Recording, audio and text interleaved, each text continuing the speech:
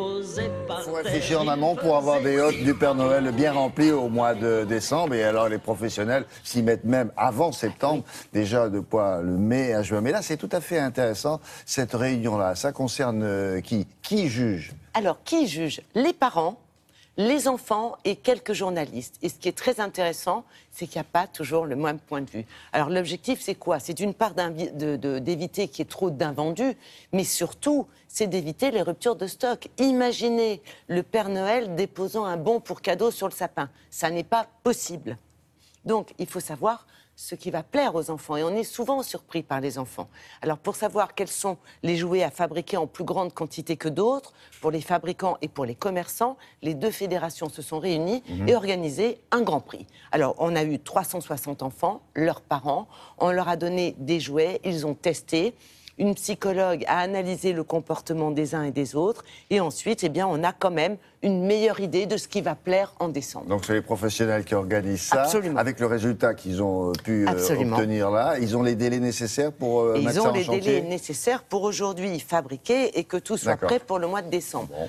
Un tout petit compte-rendu, c'est très amusant parce que les filles aiment les peluches connectées et pouvoir faire leur propre collection de mode. Les garçons aiment aussi les jouets connectés, mais disons les robots qui font de la construction ou alors des jeux de grimaces. Et les parents aiment les jeux de société intelligents où on peut apprendre l'anglais facilement. Donc il y aura toujours, rien n'a changé, finalement. Il y aura toujours des filles, des garçons garçons et des parents. Regardez en image ce que ça donne.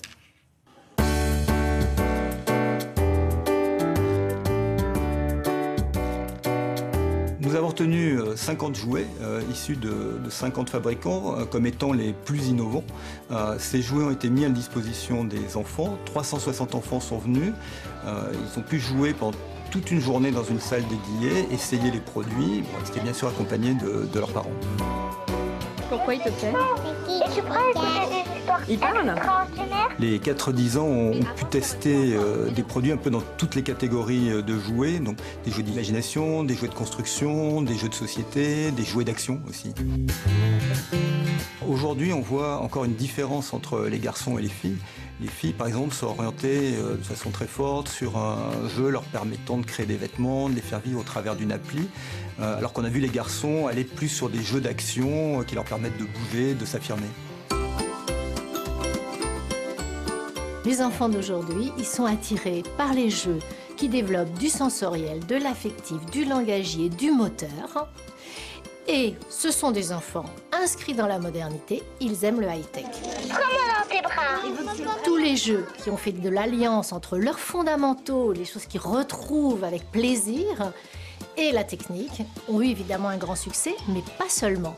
Parce que les jeux de société, par exemple, qui sont des jeux de partage et le plaisir d'être ensemble et de se défier et de gagner sur l'autre et de mesurer son pouvoir, les jeux de société ont aussi pris une place importante. Il est comme un vrai chat, c'est ça qui m'intéresse.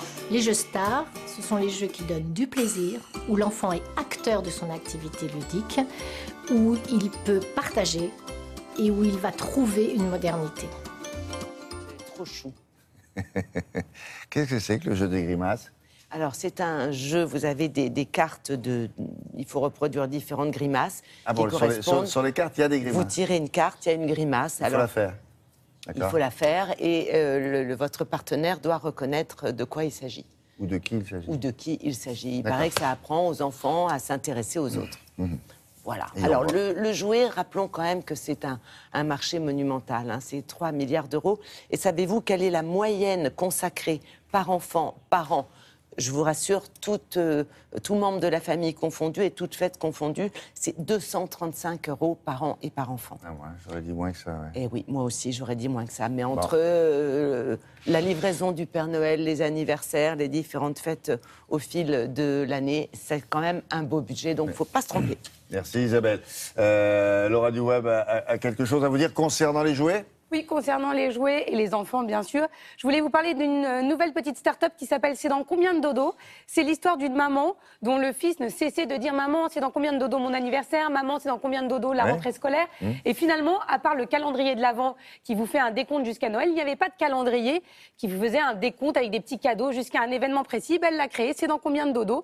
Vous personnalisez votre calendrier, vous mettez des petits jouets dedans. quel que soit l'événement de votre enfant qui l'attend avec impatience. C'est le calendrier des dodos. Voilà, c'est le calendrier des dodos. Bien ça. Avec Laurence Stolazza, on va s'intéresser à l'espoir. En général, oui, au bonheur, si vous voulez, à l'amour. Ah, mais tout dans le même livre? Non, il y en a plusieurs.